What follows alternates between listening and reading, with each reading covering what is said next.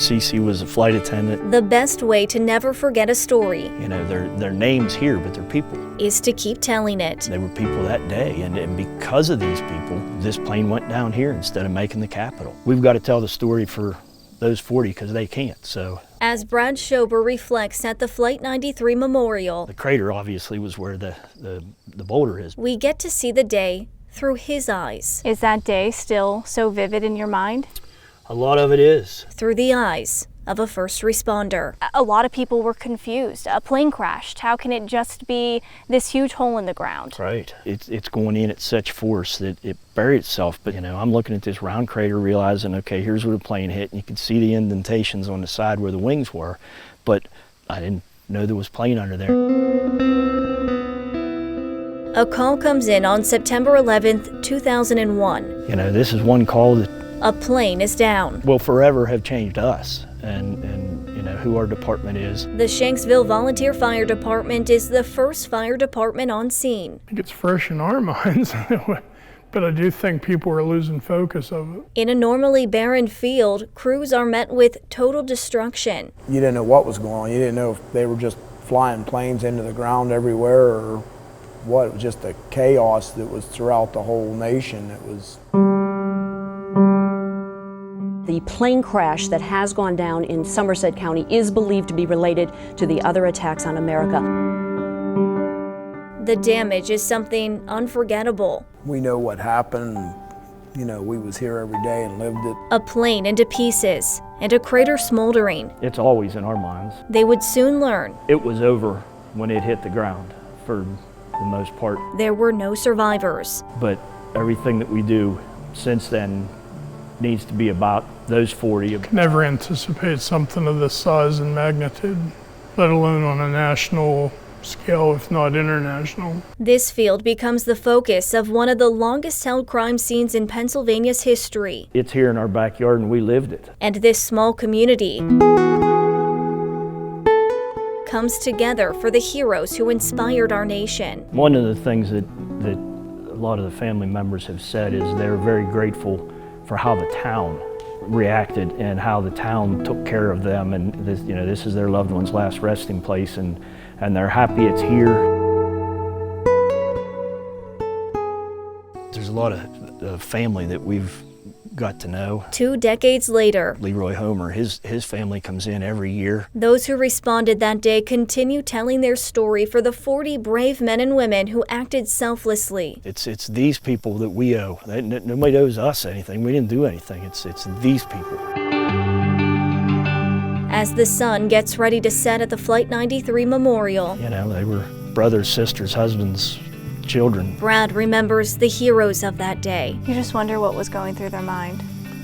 Yeah. so we never forget their story. You know, and not a one of them says they're from Shanksville, Pennsylvania. But this is where they rest. One of those pilots was Heather Penny, and it was before the heroic efforts of the passengers and crew of Flight 93. She was charged with the task of bringing down that passenger plane before it hit Washington, D.C. I'm just your average, ordinary American. I'm a mom. I was a military service member. I'm a member of my community. I'm just an American. At least that's how Heather Penny sees herself. But when Lucky, as she goes by, started her day on that crisp and cool Tuesday morning of September 11th, 2001, she could never have imagined she would be asked to willingly take down a passenger plane and in the process, taking her own life.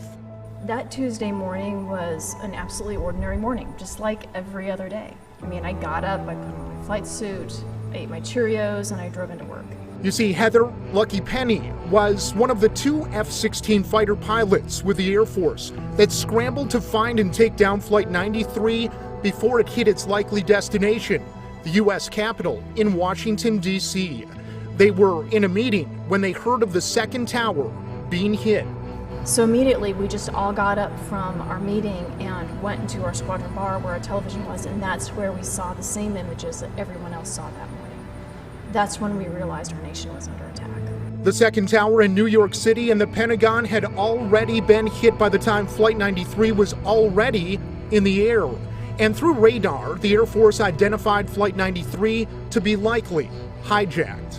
Anyone who saw those images knew what needed to be done. Anyone who had been in my position would have been willing to do the exact same thing and would not have thought twice. Flight 93 took off from Newark International Airport en route to San Francisco, and at 9:28 in the morning, it's likely the hijackers took control and turned the plane near Cleveland, Ohio, heading in a flight pattern to D.C. United 93, do you hear Cleveland Center? Lucky and Sass, her flight commander, suited up upon Sass's command. But there was just one major problem, aside from the obvious. We were sent on a suicide mission. A suicide mission, because in 2001 there were very few F-16s that sat fully armed with missiles. So Lucky's jet was completely unarmed. The plan was complicatedly simple. Once they found Flight 93, Sass would ram the front of the plane and Lucky would take out the tail. Because aerodynamically, without the tail, airplanes cannot stay airborne. They actually tip over and dive straight to the ground. But after scouring the air above Pennsylvania, the two fighter pilots charged with taking down Flight 93 before it hit Washington, D.C. were unsuccessful, only hearing about its crash near Shanksville hours later. I was looking out visually to see if I could pick up a low-flying airliner, using my radar, scrolling down low, seeing if I could find a radar contact down low. But Sass and I never found anything. We were too late. The passengers had already taken down Flight 93. So, in the end, this American hero by all definitions, Heather Lucky Penny, actually does not consider herself a hero, saying she was just a normal person on a far from normal day. I simply observed what was going on. The passengers on Flight 93 changed the course of history, because if they had not chosen to fight back, chosen to crash that airliner, they would have made it to DC.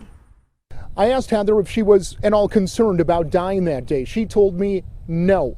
The only thing she was concerned or worried about is finding Flight 93 before it hit Washington, D.C. Reporting in Shanksville, Pennsylvania, I'm Scott Mattis. The years pass. You know, it never is easy. The deep wounds of September 11th slowly become scars. And healing is really what it's all about. Always there. You know, it's a traumatic shock to your system. It's always present. A brain injury, if you will, that you have to figure out how to deal with. But it's how we choose to remember this day that makes all the difference. And that's what you try to do, is eventually get away from the bad memories about it and think the good memories about Lauren. Let's remember 9/11 for the brave men and women. She earned a hero badge for sure. They all did. Like Jack's wife, Lauren Grencolis, who came together with strangers to defeat hate. They did the most American thing in that they voted, and they also planned their revolt so that when they attacked the hijackers, they did it over a rural area, which to me was so selfless on their part. On a beautiful sunny day, Lauren heads back home to California after going to her grandmother's funeral in New Jersey. She boards United Airlines Flight 93, a plane she wasn't even supposed to be on. She never got to an airport early, and on this day she did, and got put on the earlier flight, which she was delighted about. I mean, she phoned home, left me a message saying, on the earlier flight, what time I'll get in, looking forward to being home. The second message she would leave this day had a different tone. She said, Jack, pick up, honey. Okay, I just want to let you know there's a little problem on the plane. After learning about the hijacking, she makes a final call to loved ones before reaching her final resting place. Even in moments of her peril, she wanted to comfort me. Leave me the message that I want you to go on if I don't get through this. Don't let them get you too. And she said, I just love you more than anything. Know that. Please tell my family I love them too. Goodbye, honey. Listening to this message, Jack says he looks up, and on the news was the crash site in Shanksville, Pennsylvania. And that's when I knew that there's no way anyone could have survived that, and that Lauren was on that plane. His loss this day, twofold.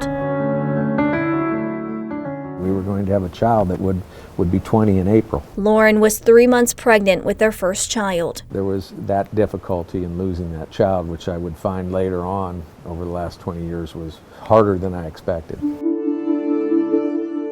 20 years later, Jack reflects.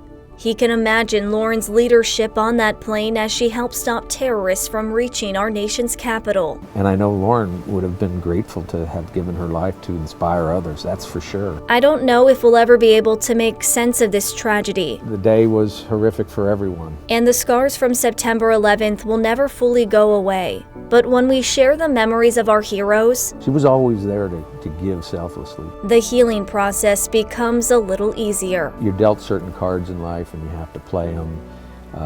You've got to try to move on in their memory, and Lauren's memory really made it possible for me to move forward.